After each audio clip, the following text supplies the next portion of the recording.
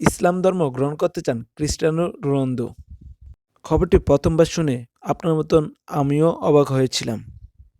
কিন্তু এই তথ্য বা খবরটি জানান তার নিজ দলের সতীর্থ জিও সুপার টিভির বরাতে আল নাসর দলের সাবেক গোলরক্ষক ওয়াজিদ আবদুল্লাহ প্রতিযোগী তারকা ক্রিস্টিয়ানো রোনালদোর মুসলমান হওয়ার এই উল্লেখযোগ্য তথ্যটি জানান। তিনি রোনালদোর ইসলাম গ্রহণের প্রতি আগ্রহ এবং সৌদি আরবের সংস্কৃতি সম্পর্কে রোনালদোর সম্মান প্রদর্শনের বিষয়টি তুলে ধরেন।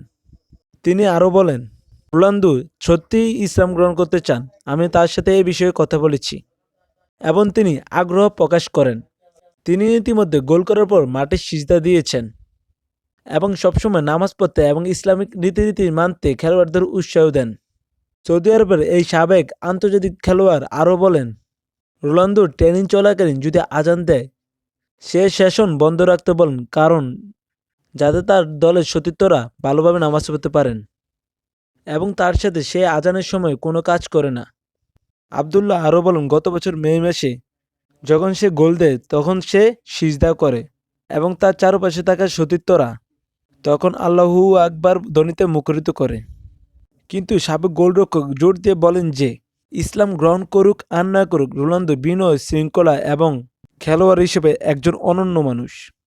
সকল ধরনের সকল খেলার তথ্য পেতে চ্যানেলটি সাবস্ক্রাইব করে পাশে থাকতে পারেন আর ফেসবুক হলে ফলো দিতে পারেন।